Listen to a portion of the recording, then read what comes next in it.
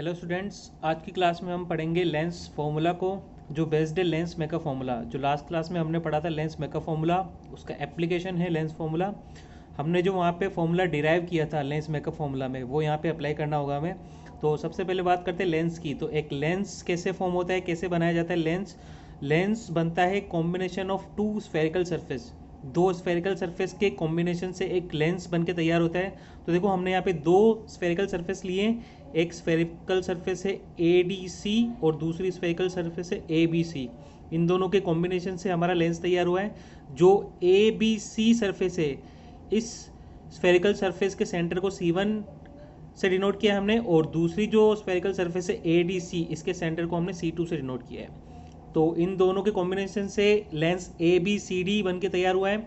और इस लेंस के लेफ्ट हैंड साइड में हमने एक ऑब्जेक्ट, पॉइंट साइज ऑब्जेक्ट को रखा है, और पॉइंट साइज ऑब्जेक्ट को रखने पे लाइट रे हमने पास की लेंस के अंदर, जो रिफ्रेक्ट होके फिर से इसी लाइन OBD इस लाइन पे इंटरसेक्ट करती है इस पॉइंट पे। तो ये जो हमारा पॉइंट होगा, इसको हम बोलेंगे फाइनल इमेज। इसे हमने नाम दिया है I2 नाम देने का रीज़न है जो आपको आगे डेरिवेशन में पता चलेगा कि इसको I2 नाम क्यों दिया है। और इसे हम बोलेंगे फाइनल इमेज, क्योंकि एक और इमेज बनेगी हमारे पास I1, जिसे हम नाम देंगे फर्स्ट इमेज। और जो फाइनल इमेज, उसे हमने I2 से नाम दिया है, जो हमें कंसिडर करनी है यहाँ पे। अब सबसे पहले देखो, जब लाइट रे को हम लेंस के अंदर इंसिडेंट करेंगे तो यहाँ पे दो बार रिफ्लेक्शन होगा। पहली बार रिफ्लेक्शन होगा जब लाइट रे एयर से लेंस के अंदर, मतलब कि ग्लास मीडियम में जाएगी, तब रिफ्लेक्शन होगा। दूसरी बार जब ये लाइट रे ग्लास से फिर से एयर में ट्रांसमिट होगी, तब भी रिफ्लेक्शन होगा। दोनों केसेस में रिफ्लेक्शन होगा। तो हमें यहाँ पे लेंस मेकर फॉर्मूला को दो बार अप्लाई करना होगा, क्योंकि रिफ्लेक्शन दो बार हो रहा है। तो सबसे पहले वाले केस पे बात करते हैं, जब लाइट रे एयर मीडियम से ग्लास मीडियम में जा रही है, reflection from air to glass. तो इस केस में देखो, लाइट रे ऑब्जेक्ट से निकली, और जैसा कि हमने लेंस मेकर फॉर्मूला में पहले ही पढ़ रखा था कि लाइट रे अगर रेयर मीडियम से डेंसर मीडियम में जाती है तो टूवर्ड्स नॉर्मल बेंड होती है।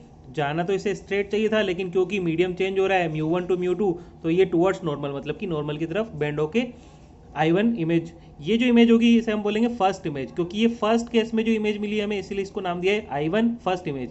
अब यहाँ पे अगर लेंस मेकर फॉर्मूला की बात करें तो लेंस मेकर फॉर्मूला हमने पढ़ा हुआ है। लेंस मेकर फॉर्मूला कहता है -μ1/u plus μ2/v is equals to μ2 - μ1/r।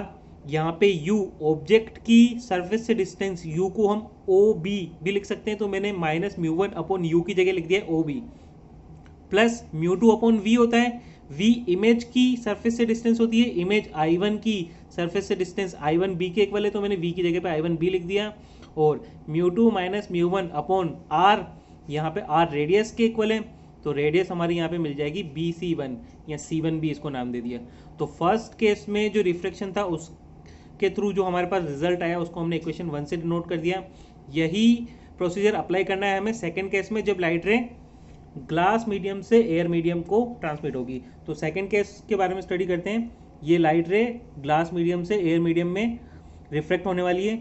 तो अब देखो, जो पहले केस में लाइट रे जाने वाली थी, बेसिकली ये जो लाइट है ये पहले केस में रिफ्लेक्टेड रे, और क्योंकि हमें पता है कि यहाँ पे लाइट रे आगे तक जा नहीं पाएगी, क्योंकि यहाँ पे एक और लेंस जो है हमारा, दूसरी सरफेस, वो इसके सामने आ जाएगी, दूसरी वाली सरफेस। और जब इसके सामने दूसरी वाली सरफेस आ जाएगी तो इसको फिर से बेंड होना पड़ेगा। तो लाइट रे की जाने की इंटेंशन तो स्ट्रेट थी, लेकिन क्योंकि यहाँ पे फिर से एक और सरफेस लेंस की मिल जाएगी जो दूसरी वाली सरफेस मैंने बनाई है, तो लाइट रे जाना चाह रही थी इस डायरेक्शन में, लेकिन क्योंकि दूसरी सरफेस इसके सामने आ गई है तो फिर से रिफ्लेक्शन होगा।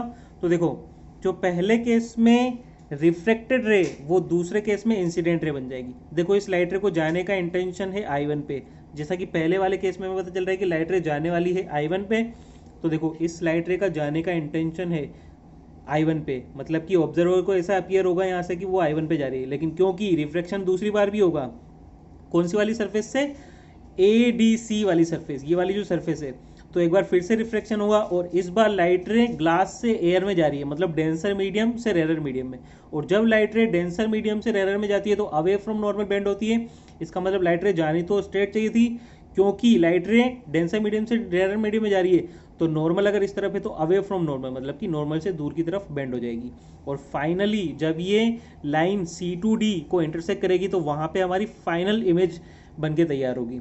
पहले वाले केस में जो इमेज थी वो दूसरे वाले केस में ऑब्जेक्ट का काम करेगी, क्योंकि लाइट रे जानी इस डायरेक्शन में थी, लेकिन क्योंकि दूसरी वाली जो स्फेरिकल सरफेस है BDC वो इसके सामने आ गई तो रिफ्लेक्शन एक बार फिर से हुआ और फाइनली लाइट रे बेंड होके I2 पे मिली।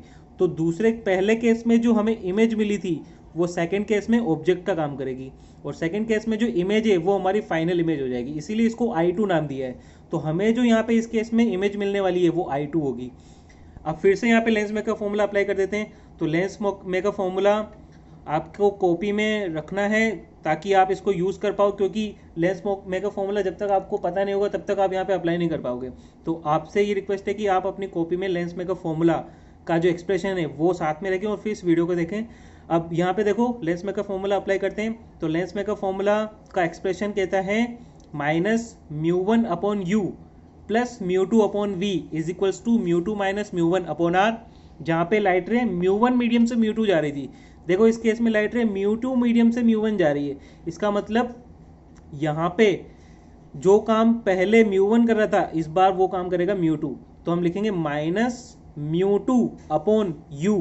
u क्या है? ऑब्जेक्ट की सरफेस से डिस्टेंस। देखो ये हमारा ऑब्जेक्ट है, ऑब्जेक्ट की सरफेस से डिस्टेंस I1d, तो मैंने इसको I1d डिनोट कर दिया। बस ये ध्यान रखना कि इस बार जो रिफ्लेक्शन हो रहा है वो μ2 से μ1 की तरफ आ रहा है। इसका मतलब पहले केस में हमने इनिशियली लिया था μ1, यहाँ पे दूसरे केस में इनिशियली आएगा μ2। उसके बाद μ2/v होता है, तो सेकंड मीडियम हमारा μ1 है, तो यहाँ पे लिखते हैं μ1। और इमेज v μ2/v होता है, तो v क्या है? इमेज की सरफेस से डिस्टेंस। तो देखो इमेज की सरफेस से डिस्टेंस I2d के इक्वल है, मैंने पुट कर दिया I2d। और उसके बाद पहले वाले केस में बना था μ2 - μ1, कब? जब लाइट रे μ1 से μ2 जा रही थी। इस बार लाइट रे μ2 से μ1 जा रही है, तो इसका अपोजिट हो जाएगा, मतलब कि μ1 - μ2 हो जाएगा अपॉन r क्या है यहाँ पे? रेडियस। तो रेडियस हमारी है C2d, तो C2d के इक्वल पुट कर दिया। तो इस तरीके से हमारे पास इक्वेशन 2 भी मिल गई है। पहले वाले केस और दोनों वाले केस से जो एक्सप्रेशन हमें मिले हैं, कौन सा? लेंस मेकर फॉर्मूला अप्लाई करने के बाद उन दोनों को हमने इक्वेशन 1 और इक्वेशन 2 से डिनोट कर दिया है। अब देखो अगला काम हमें क्या करना है? अगला काम हमें ये करना है कि इक्वेशन 1 में से इक्वेशन 2 को सब्ट्रैक्ट करना है। तो इक्वेशन 1 में से इक्वेशन 2 को हमने सब्ट्रैक्ट किया है, तो हम क्या करेंगे? इक्वेशन 1 का LHS में से इक्वेशन 2 के LHS को सब्ट्रैक्ट करेंगे और उसको इक्वल टू पुट करेंगे इक्वेशन 1 के RHS माइनस इक्वेशन 2 का RHS। तो इक्वेशन 1 के LHS में है ये वाला एक्सप्रेशन माइनस ये वाला एक्सप्रेशन। तो देखो इसको हमने लिखा है पहले वाले LHS का एक्सप्रेशन माइनस, तो देखो पहली वाली टर्म नेगेटिव है, माइनस से मल्टीप्लाई करेंगे तो पहली वाली टर्म पॉजिटिव हो जाएगी और दूसरी वाली नेगेटिव।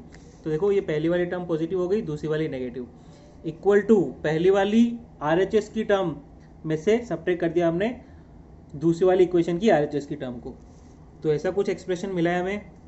अब देखो अगर हम लेंस की बात करें तो लेंस के लिए ये जो B और D ये दोनों पॉइंट काफ़ी क्लोज होते हैं एक दूसरे के।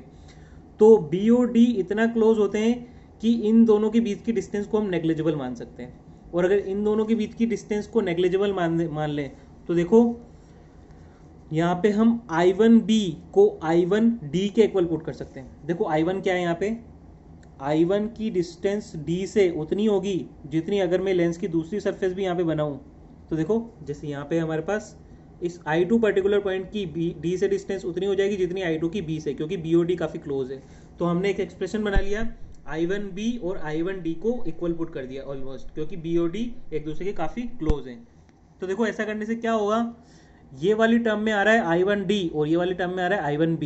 इनके न्यूमरेटर में दोनों सेम नंबर्स हैं, तो इसका मतलब दोनों एक दूसरे से कैंसिल हो जाएंगे। और कैंसिल होने के बाद देखो अगली वाली जो स्टेप है उसमें हमने दोनों टर्म्स को कैंसिल किया है। और कैंसिल करने के बाद देखो इसके बाद हम क्या करेंगे? OB I2d और C1b C2d इनको UVR की टर्म्स में लिखना है। तो OB क्या है? देखो OB है ऑब्जेक्ट की लेंस से डिस्टेंस, तो OB को हम U के इक्वल पुट कर सकते हैं। OB को हमने U के इक्वल पुट कर दिया। अब आ जाते हैं I2d के पास। तो I2D, देखो I2 फाइनल इमेज जो हमें कंसीडर करनी है लेंस के केस में, I2D इमेज की लेंस से डिस्टेंस को हम V से डिनोट करते हैं, तो I2D को हम V से डिनोट कर देंगे, जैसा कि हमने किया है, I2D को V के इक्वल डिनोट कर दिया। इसके बाद आ जाते हैं C1B, तो C1 पहले वाली स्फेरिकल सरफेस की लेंस से डिस्टेंस रेडियस के इक्वल हो जाएगी, इसको हमने नाम दे दिया R1। और दूसरे वाले केस में C2 की D से डिस्टेंस R2 के इक्वल हो जाएगी, तो C1B को हमने R1 और C2D को R2 पुट किया। ये चारों की चारों वैल्यूज ऊपर वाली इक्वेशन में पुट करेंगे, तो देखो ये दोनों टर्म्स तो कैंसिल हो गई, बाकी जो बची उनमें हमने μ1 को कॉमन ले लिया। I2D को V के इक्वल पुट करेंगे, ये पॉजिटिव टर्म है इसको पहले ले लिया, नेगेटिव टर्म को बाद में लिया, और μ2 माइनस μ1 C1B C2D की जगह R1 R2 पुट कर दिए। अब देखो यहीं इस इक्वेशन में अगर हम एक कंसेप्ट का यूज करें, कंसेप्ट क्या है, कंसेप्ट ये है कि अगर कोई ऑब्जेक्ट इनफाइनाइट पे होता है तो इसकी इमेज पॉइंट साइज इमेज बनती है और वो हमेशा फोकस पे बनती है। तो अगर इस एक्सप्रेशन में मैं ऑब्जेक्ट की डिस्टेंस, जिसे हम यू से डिनोट करते हैं, distance of object from lens, अगर ऑब्जेक्ट को लेंस से इनफाइनाइट डिस्टेंस पे रख दूं तो यू की वैल्यू हो जाएगी इनफाइनाइट, और यू की वैल्यू हमेशा नेगेटिव होती है, आपको पता रहना चाहिए, तो हमने इसको माइनस इनफाइनाइट रख दिया। और जब ऑब्जेक्ट को इनफाइनाइट डिस्टेंस पे रख देंगे तो इमेज बनेगी फोकस पे, तो हमने v की वैल्यू ले ली f, मतलब कि इमेज बनेगी f। v यहाँ पे distance of image from lens है और u यहाँ पे distance of object from lens है। तो ये जो दोनों वैल्यूज है, u की वैल्यू जब हम इनफाइनाइट लेंगे तो v की वैल्यू हमें f मिलेगी। इन दोनों वैल्यूज को ऊपर वाली इक्वेशन में पुट करेंगे तो देखो क्या एक्सप्रेशन बन के आएगा, μ1 एज इट इज पुट कर दिया, v की वैल्यू हमने f पुट कर दी और u की वैल्यू माइनस के इन्फिनिटी, RHS में जो पहले था एज इट इज पुट कर दिया। अब देखो 1/इन्फिनिटी की वैल्यू 0 हो जाती है, तो यहाँ पे 1/इन्फिनिटी की वैल्यू 0 हो जाएगी, तो केवल ये वाली टर्म बचेगी, ये वाली टर्म को एज इट इज पुट कर दिया, और जैसा ऊपर वाली स्टेप में RHS है वैसा का वैसा नीचे वाली स्टेप में RHS को पुट कर दिया। अब अगला काम क्या करना है, हमें इक्वेशन 3 और इक्वेशन 5 दोनों को कंपेयर करना है। जब दोनों को कंपेयर करेंगे तो देखो दोनों के RHS सेम है, इक्वेशन 3 का RHS भी वही है जो इक्वेशन 5 का RHS है। और बात करें LHS की, तो इक्वेशन 3 की LHS में μ1 आ रहा है, इक्वेशन 5 की LHS में भी μ1 आ रहा है। तो अगर दोनों को कंपेयर करें तो इक्वेशन 3 की LHS में μ1 के अलावा जो टर्म है वो इक्वल हो जाएगी इक्वेशन 5 की LHS में μ1 के अलावा वाली टर्म के। इसका मतलब 1/v माइनस यू इक्वल हो जाएगा 1/f के। तो अगली स्टेप में हमने पुट कर दिया 1/v minus u is equals to 1/f। ये हमारा लेंस फॉर्मूला होता है जो हमें, चाहे वो कॉन्केव लेंस हो चाहे कॉन्वेक्स लेंस हो, दोनों में ही एप्लीकेबल है, जो हमने लेंस मेकर फॉर्मूला का यूज़ करते हुए और फाइनली डिराइव किया है। तो ये रिजल्ट जो है ये आपको याद रहना चाहिए। प्रोसीजर जो है वो इतना इंपॉर्टेंट नहीं है कह सकते हैं, कभी कभार पूछा भी जा सकता है, ऐसा कोई नेसेसरी नहीं है, लेकिन हाँ अगर आपको प्रोसेस पता हो तो ज़्यादा अच्छा है। अगर आपको स्टेप्स नहीं मालूम कोई बात नहीं, लेकिन आपको कंसेप्ट पता होना चाहिए कि ये जो लेंस फॉर्मूला है ये आया कहाँ से, और आगे के जितने भी क्वेश्चंस होंगे वहाँ पे हम डायरेक्टली ये वाला फॉर्मूला यूज़ करने वाले, तो ये रिजल्ट तो कम से कम आपको पता होना चाहिए। आज की क्लास के लिए इतना ही है, बाकी नेक्स्ट क्लास में पढ़ते हैं। Thank you.